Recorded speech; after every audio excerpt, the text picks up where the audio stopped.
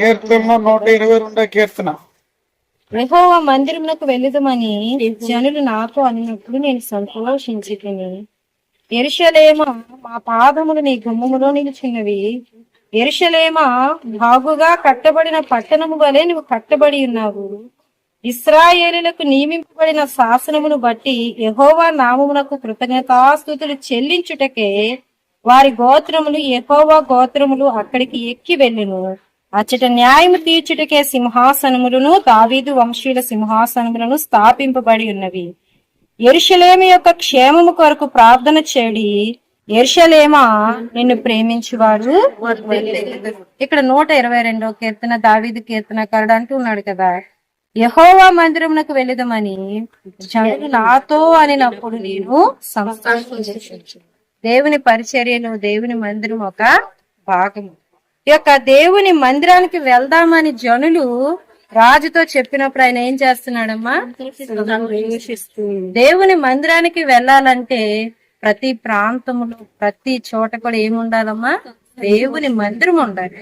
ఆ మందిరం ఉండాలంటే మందిరం ఏమై ఉండాలి? కట్టబడి ఉండాలి. ఆ మందిరం కట్టబడి ఉండాలంటే కట్టబడటానికి కావలసినవన్నీ కూడా ఉండాలి. అవి ఉంటే సరిపోదు, సంఘము కావాలి. కట్టబడటానికి ఏం చేయాలంట? ప్రయాస పడాలి అంటున్నాడు కదా. యెరూషలేము యొక్క క్షేమము కొరకు ప్రార్థన చేయండి, యెరూషలేమా నిన్ను ప్రేమించువారు వర్ధిల్లుతారు. యెరూషలేము అంటే దేవుని మందిరం. యెరూషలేము అంటే ఏంటమ్మా? దాని క్షేమం కొరకు ప్రార్థన చేసేవారు, దాని కొరకు ప్రేమించేవారు ఏమవుతారంట? వర్ధిల్లుతారు. ఈ మండు టెండలో ఈ యొక్క మందిరం కొరకు ప్రార్థన చేయడానికి వచ్చిన మనకి దేవుడు ఏం దయచేస్తాడు? క్షేమాన్ని దయచేస్తాడు. ఈ సంఘాన్ని ప్రేమించి ఈ మందిరం కట్టడానికి మీరు ప్రేమించి సహకారులుగా ఉంటే మీరు అందరు ఏమవుతారంటే ఇశ్రాయేలు గోత్రముల వారు అవుతారు. ఏమవుతారమ్మా? నియమింపబడిన వారు, నియమింపబడిన వారు. దేవుని మందిరం అంటే ఆషామాషీలు ఎంత మాత్రము కాదు. ధర్మం చేత లేకపోతే మనకున్న దాని చేత బలం చేత కట్టాలనుకుంటే కట్టబడేది ఎంత మాత్రము కాదు. దావీదు మహారాజు వంటి వాడినే దేవుడు నియమించుకోలేదు, కానీ ఏ యోగ్యత, ఏ అర్హత, ఏ ఎన్నిక లేని మనల్ని దేవుడు చేసి వెళ్ళి ఉండొచ్చు. ఈ యొక్క మందిరంలో, ఈ మందిరంలోకి వచ్చి వెళ్ళి పరిచర్య చేసి వెళ్ళిపోవచ్చు. ఎన్నో సంవత్సరాలు అయింది ఈ మందిరం కట్టబడి. అయినప్పటికీ కూడా ఈ యొక్క మరలా మందిరాన్ని పురికొల్పటానికి దేవుడు మన వంతుగా మనకిచ్చిన సహాయాన్ని బట్టి మనం అందరం ఏమై ఉన్నామమ్మా? ఎన్నుకోబడిన వారమై ఉన్నాము, ఏర్పరచబడిన వారమై ఉన్నాము. గనుక దేవుని బిడ్డలుగా ఈ యొక్క యెరూషలేము క్షేమం కొరకు మనం ఏం చేయాలి? దీన్ని ప్రేమిస్తే మనం ఏమవుతాం? వర్ధిల్లుతాం. మన కుటుంబాలు వర్ధిల్లుతాయి, మన బిడ్డలు వర్ధిల్లుతారు. చాలా మంది మనకి ఎందుకులే అనుకుంటున్నారు. నువ్వు వర్ధిల్లాలి, నీ పిల్ల తరాన్ని ఆశీర్వదింపబడాలి. వర్ధిల్లాలంటే ఈ సంఘాన్ని, మందిరాన్ని నువ్వేం చేయాలి? ప్రేమించాలి. రాజే అంటున్నాడు, జనులు దేవుని మందిరానికి వెళ్ళాలి అనుకున్నప్పుడు ఏం కలుగుతుందంట? ఆయనకి సంతోషం కలుగుతుంది. అట్టి సంతోషాన్ని మనం పొందుకోవాలంటే మనకు మందిరం ఉండాలి. ఏం ఉండాలమ్మా? మందిరం ఉండాలి. ఆ మందిరం ఏమై ఉండాలి? కట్టబడి ఉండాలి. ఇప్పుడు మనకు మందిరం లేక శనివారం ఎక్కడ ప్రార్థన అంటే ముందుకు రావట్లేదు. ఎంత చెప్పాను, ఫీబే పరిచారకురాలుగా ఉందన్నా స్థలం ఇవ్వటానికి కూడా పరిచారకులుగా మనం ఉండలేని పరిస్థితుల్లో ఉంటున్నాం. ఏదేమైనప్పుడు కూడా త్వరలోనే మన మందిరం ఏమవ్వాలి? కట్టబడాలి. మనం అందరం కూడా ఈ మందిరానికి వచ్చినప్పుడు మన కుటుంబాలు సంతోషించాలి. మనమందరం మందిరాన్ని ప్రేమించి మనం వర్ధిల్లే వారుగా ఉండాలి. మనమందరం ఇశ్రాయేలు గోత్రంలో ఎన్నుకోబడిన వారుగా అట్టి కృపను దేవుడు మనకందరికీ అనుగ్రహించాడు. ఈ మందిరం కట్టబడటానికి తన వంతుగా సహకారాన్ని అనేక మంది అందించేలాగున మనం ప్రార్థన చేద్దాం. స్లాబ్ విషయంలో అనేకమైన అవసరతలు ఉన్నాయి. వాటిని దేవుడే అలనాడు శిబాదేశపు రాజు దగ్గర తీసుకొచ్చి ఏ రీతిగా ఇచ్చిందా? అనేక మంది అధికారుల హృదయాలు రాజుల హృదయాలే కాదు గాని మన గ్రామంలో ఉన్నవారు ఇవ్వగలిగిన వారు హృదయాలన్నీ కదిలింపబడిలాగున, అలాగే ఈ యొక్క వాక్యాన్ని విన్నవారు కూడా వారి హృదయాలు కూడా కదిలింపబడిలాగున దేవుడు సహాయము చేయునుగాక.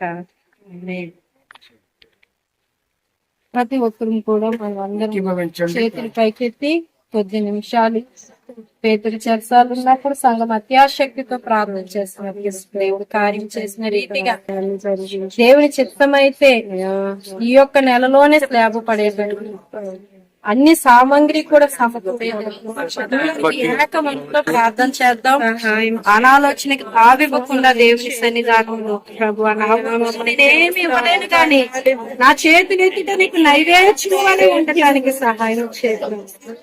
నేను ప్రార్థిస్తూ ఉన్నప్పుడు పరలోక వాకింగ్లను తెరచి ప్రభు మాకు పంపించు తండ్రి. ఎంతో మంది బిడ్డలు ఇవ్వడానికి ముందుకు వచ్చారు కానీ అపవాది వారి హృదయాలను ఆటంకపరుస్తుంది ప్రభు. వారి హృదయాలను మీరు కదిలించండి, నడిపించండి. అయా నీ కొందరు ఇంకా కావలసిన సామాగ్రిని అంతటిని కూడా మీరు సమకూర్చండి ప్రభు. కావలసిన ధనాన్ని మీరు సిద్ధపరచండి. ఈ పరిచయం పాలు పొందుతున్న ప్రతి ఒక్క బిడ్డని కూడా మీరు దీవించండి. వారికి ఆరోగ్యాలు దయచేయండి తండ్రి. మరి ముఖ్యంగా దైవజనులు మీ చేతులకు అప్పచెప్పుతున్నాము. ఎంతో భారము కష్టము తండ్రి. అయా తండ్రి ఉన్న వాహనం సరిలేకపోయినా సహకరించకపోయినా రాజ్య సువార్తలు అనేక మందిని నీ కొరకు సిద్ధపరచాలని మా వంతుగా పడుతున్న ఈ ప్రయాస ఎంత మాత్రం వ్యర్థము కాకుండా ఉండటానికి క్రీస్తునందు మీ ప్రయాస వ్యర్థము కాదండి. ఎన్నో లాభకరమైన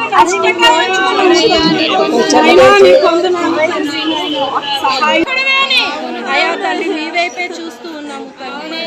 సంఘముగా ప్రార్థన చేస్తున్న ప్రార్థనా మనవులను మీరు అంగీకరించండి. అయా యొక్క మండు టెండలో మధ్యాహ్న కాలపు సమయంలో ఏలియా ప్రభు ఒక రాజు ఎదుటి నిలవబడినప్పుడు ప్రభు అయా ఆకాశము నుండి అగ్నిని కురిపించిన గొప్ప దేవుడు అయా తండ్రి. అయా 800 మంది బయలు దేవతల మధ్యన ఆ మండు టెండలో నిలబడినప్పుడు కార్యాన్ని జరిగించిన దేవుడు ప్రభు. ఈ మండు టెండల ఈ మధ్యాహ్న కాల సమయంలో తండ్రి నాయన ఈ మందిర ఆవరణంలో నిలవబడి నాయన మేము ప్రార్థిస్తూ ఉంటుండగా నువ్వు గొప్ప కార్యాన్ని చేస్తావని మేమందరము కూడా అయా చేస్తున్న ప్రార్థన విజ్ఞాపనలు ఆలకిస్తున్నామని మేము నమ్ముతున్నాము. కార్యాలు చేయగలిగిన గొప్ప దేవుడు ఏవైనావు ప్రభు. అందును బట్టి నీ కొందనాలు చిన్న ప్రార్థనామాలు నీ పాద సన్నిధికి చేర్చు. త్వరగా రానున్న యేసు క్రీస్తు నామములో ఆత్మిక్కిని నీతో బ్రతిమలాడి వేడుకుంటున్నాము. పరలోకపు ప్రార్థన ఆలకించిన దేవునికి వందనాలు చెల్లిద్దాం. హల్లెలూయా, హల్లెలూయా, హల్లెలూయా. కార్యాన్ని జరిగిస్తున్న దేవునికి వందనాలు చెల్లిద్దాం. హల్లెలూయా, హల్లెలూయా. ఈ పని కంప్లీట్ చేసే సమర్థుడైన దేవునికి వందనాలు చెల్లిద్దాం. హల్లెలూయా.